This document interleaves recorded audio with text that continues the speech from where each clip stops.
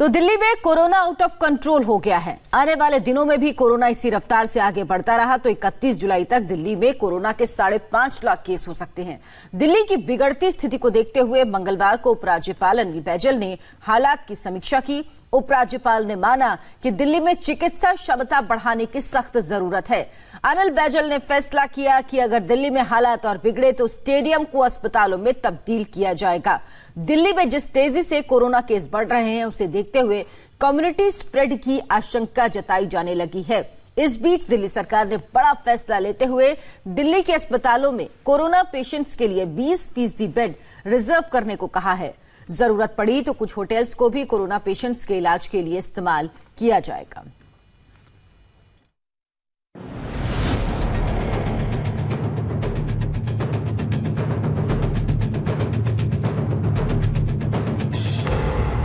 क्या दिल्ली में कोरोना का कम्युनिटी स्प्रेड हो चुका है?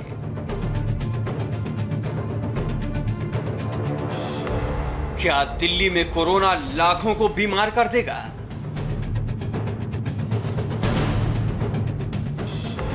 क्या 31 जुलाई तक दिल्ली में 5.5 लाख कोरोना के मरीज हो जाएंगे? जी हां, दिल्ली से कोरोना की जो रिपोर्ट आ रही है वो बेहद परेशान करने वाली है। दिल्ली में कोरोना की रफ्तार अब सबको डराने लगी है, लेकिन सवाल है कि आखिर दिल्ली में कोरोना मीटर इतना फास्ट क्यों है? कोरोना ने दिल्ली को इतना जकड़ रखा है कि उसका दम निकलने लगा है। दिल्ली वालों की सांसें उखड़ने लगी हैं। कोरोना पेशेंट्स लगातार बढ़ रहे हैं। मरीज इस अस्पताल से उस अस्पताल के लिए चक्कर लगाने को मजबूर हैं। दिल्ली में कोरोना के केस पिछले कुछ दिनों से हर रोज 1000 का आंकड़ा पार कर रहे हैं। मंगलवार को दिल्ली में कोरोना के 1366 नए केस सामने आए, जिसके बाद दिल्ली में अब कोरोना संक्रमितों की संख्या 31,000 पार कर गई है, जिसके बाद मौत का आंकड़ा 905 तक पहुंच गया।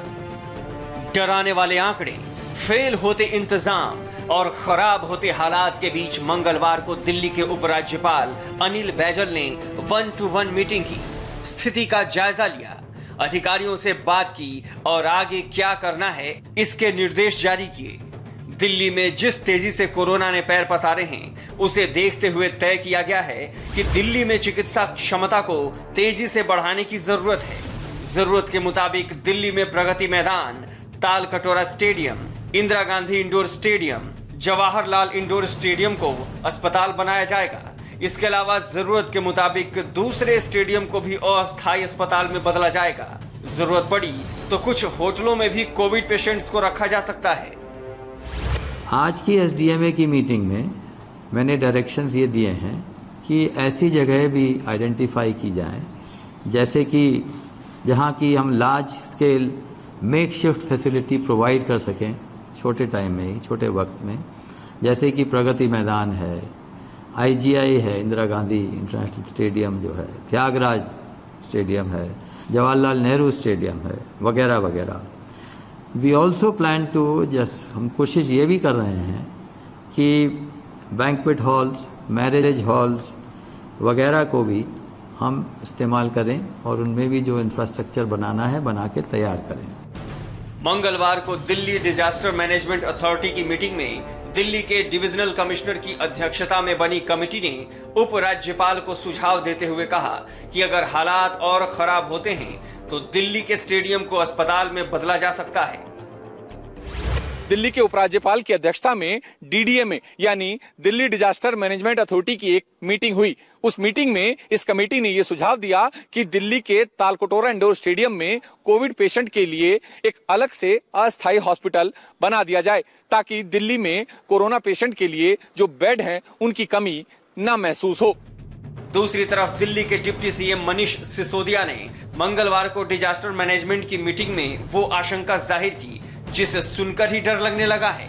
सिसोदिया ने बताया कि दिल्ली में फिलहाल कोरोना मरीजों की डबलिंग रेट 12 से 13 दिन है। अगर दिल्ली में कोरोना की यही रफ्तार रही तो दिल्ली में 15 जून तक कोरोना के 44,000 केस होंगे, जिनके लिए 6,600 बेड्स की जरूरत पड़ेगी। 30 जून तक कोरोना के 1 लाख केस हो जाएंगे। 15 जुलाई तक 2.25 लाख केस और 31 जुलाई तक 5.5 लाख केस हो जाएंगे, तब दिल्ली को 80,000 बेड्स की जरूरत पड़ेगी। अगर सिसोदिया की ये आशंका सही साबित होती है तो वाकई ये बहुत डराने वाली तस्वीर होगी। दिल्ली की खराब हालत के बीच दिल्ली सरकार ने भी बड़ा कदम उठाते हुए दिल्ली के प्राइवेट अस्पताल में 20% बेड्स कोरोना पेशेंट्स के लिए रिजर्व कर दिए हैं। इस तरह से 22 अस्पतालों के 3,456 बेड्स अलॉट किए गए हैं। दिल्ली के 9 सरकारी हॉस्पिटल्स और 74 प्राइवेट हॉस्पिटल्स को कोविड हॉस्पिटल डिक्लेयर किया गया है। 15 जून तक लगभग 13,770 बेड्स की ज़रूरत होगी और ये अवेलेबल होंगे। उसके बाद के लिए करंट ट्रेंड अगर कंटिन्यू करता रहा तो लगभग 80,000 बेड की ज़रूरत होगी। 15 जून तक 44,000 केसेस होंगे और करीब 6,600 बेड्स की आवश्यकता होगी। 30 जून तक 1 लाख केसेस पहुंच जाएंगे और 15,000 बेड्स की आवश्यकता होगी। 15 जुलाई तक करीब 2.25 लाख केसेस हो जाएंगे और 33,000 बेड्स की आवश्यकता होगी और 31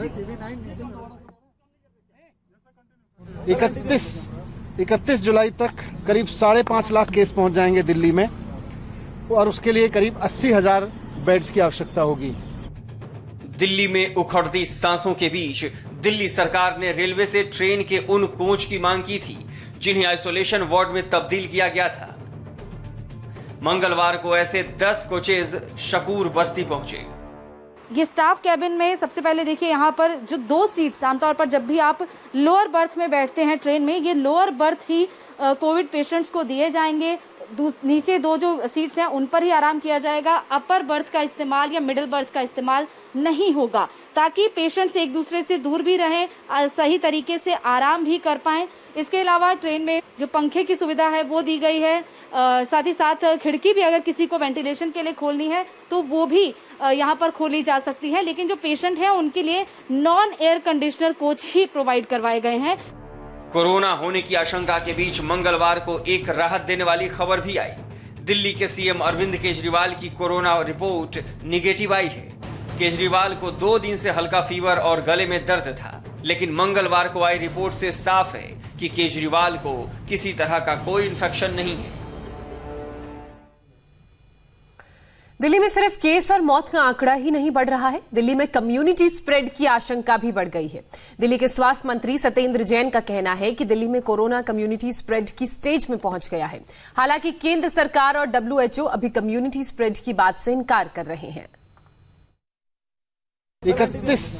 31 जुलाई तक करीब 5.5 लाख केस पहुंच जाएंगे दिल्ली में और उसके लिए करीब 80,000 बेड्स की आवश्यकता होगी। करंट ट्रेंड अगर कंटिन्यू करता रहा तो लगभग 80,000 बेड की ज़रूरत होगी जुलाई 2020 तक। अब कुछ नहीं है, ऐसे बहुत सारे लोग हैं जिनका सोर्स नहीं पता लग रहा कि उसको ये बीमारी कहां से मिली है। जिस दिल्ली में कोरोना की स्थिति शुरुआती दिनों में काबू में दिख रही थी, उसी दिल्ली में कोरोना आउट ऑफ कंट्रोल हो गया है। सवाल है कि क्या दिल्ली में कोरोना का कम्युनिटी स्प्रेड शुरू हो गया है? क्या दिल्ली में कोरोना काबू से बाहर निकलने लगा है? इसका जवाब है दिल्ली के डिप्टी सीएम मनीष सिसोदिया की ये बात। आगे आने वाले समय में जब 15,000 बेड्स की आवश्यकता होगी, 33,000 बेड्स की आवश्यकता होगी, 80,000 बेड्स की आवश्यकता होगी जुलाई के एंड तक, तो इनको दिल्ली के जो आज लोग दिल्ली में रह रहे हैं उनके लिए ही मैनेज करके रिजर्व रखा जाए, उनके लिए ही सीमित रखा जाए। लेकिन कल एलजी साहब ने उस फैसले को पलट दिया था। दिल्ली के डिप्टी सीएम कोरोना के बढ़ते केस को लेकर चिंतित हैं, तो दिल्ली के स्वास्थ्य मंत्री सत्येंद्र जैन मान रहे हैं कि दिल्ली में कोरोना कम्युनिटी स्प्रेड की स्टेज में पहुंच चुका है। कम्युनिटी स्प्रेड कल रणदीप गुलेरिया जो एम्स के डायरेक्टर उन्होंने कहा है, परंतु केंद्र सरकार ऑफिशियली शायद इसको नहीं मान रही। अभी एम्स के डायरेक्टर ने तो कहा है। कम्युनिटी स्प्रेड किसे कहते हैं? जब आपको कुछ लोग ऐसे मिलने स्टार्ट हो जाएं जिनका सोर्स ना पता लग रहा हो। अब कुछ नहीं है, ऐसे बहुत सारे लोग हैं जिनका सोर्स नहीं पता लग रहा कि उसको ये बीमारी कहां से मिली है। और ऐसा एक केस नहीं है, ऐसे बहुत सारे केस हैं। दिल्ली सरकार कह रही है कि दिल्ली में कोरोना का कम्युनिटी स्प्रेड या कम्युनिटी ट्रांसमिशन है? केंद्र सरकार इससे मना कर रही है। हकीकत क्या है, ये जानने के लिए इंडिया टीवी ने यही सवाल सीधे WHO के executive director doctor Michael Ryan से किया। उन्होंने क्या जवाब दिया, वो भी सुनिए। So my question basically relates to the community transmission as a term itself. मेरा सवाल कम्युनिटी ट्रांसफर से जुड़ा है। 6 जून को WHO की कोरोना वायरस रिपोर्ट 137 के अनुसार 2.5 लाख केस और 7,000 मौत के बाद भी भारत को क्लस्टर केस कैटेगरी में रखा गया है, जबकि दूसरे देशों में इतने केस आने पर कम्युनिटी ट्रांसमिशन बताया गया है। आप इस बारे में कुछ बताना चाहेंगे कि इतने केस के बाद भी भारत को क्लस्टर केस कैटेगरी में क्यों रखा गया है? धन्यवाद। Thank you. No, I'll certainly look into that. I mean, India is one of the most populous countries in the world, so मैंने ये चीज देखी है। भारत दुनिया में सबसे ज्यादा आबादी वाले देशों में से एक है। अगर आप पश्चिमी देशों में कोरोना का डिस्ट्रीब्यूशन रेट और प्रति लाख आबादी पर कोरोना का अटैक रेट देखें और भारत से तुलना करें, तो छोटे देशों के मुकाबले भारत में ये रेट बहुत कम मिलेगा। पश्चिमी देशों में कोरोना का अटैक रेट बहुत ज्यादा है। डॉक्टर रेयान ने भारत में कम्युनिटी स्प्रेड की संभावना से साफ साफ इनकार किया। वजह यह है कि भारत बहुत बड़ा देश है, यहाँ कोरोना के नंबर ज्यादा हो सकते हैं, लेकिन प्रति 1 लाख आबादी पर यहाँ इतने केसेस नहीं हैं कि भारत में कम्युनिटी ट्रांसमिशन की बात मान ली जाए। भारत में 1 लाख आबादी पर 19 कोरोना केस हैं। अमेरिका में 1 लाख आबादी पर 594 केस हैं। इटली में 1 लाख आबादी पर 389 केस हैं। स्पेन में 1 लाख आबादी पर 561 कोरोना पॉजिटिव केस मिले हैं। ब्रिटेन में 1 लाख आबादी पर 433 कोरोना पॉजिटिव केस पाए गए हैं, जबकि ब्राजील में 1 लाख आबादी पर 330 केस मिल चुके हैं। यानी दिल्ली में अभी कम्युनिटी स्प्रेड नहीं है, लेकिन सवाल है कि अगर कम्युनिटी स्प्रेड हुआ तो क्या दिल्ली इस महामारी से लड़ने के लिए तैयार है?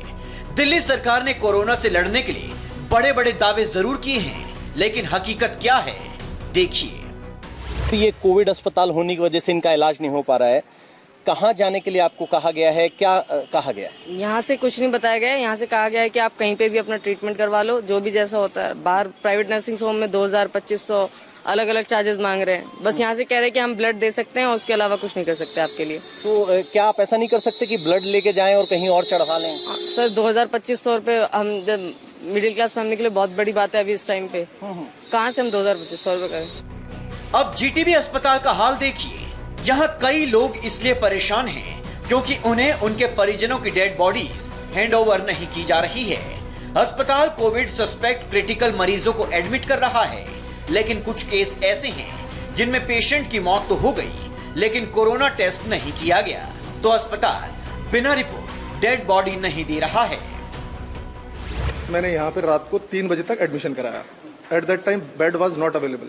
पहले तो उन्होंने बोला कि इनको हम RML रेफर कर रहे हैं, पर थोड़ा सा फिर गर्मा गर्मी सी हुई, डॉक्टर से मैंने रिक्वेस्ट भी करी, फिर उन्होंने फाइनली यहाँ पे एडमिशन करने के लिए बात बोल दिया। उसके बाद आज सुबह वो एक्सपायर कर गए।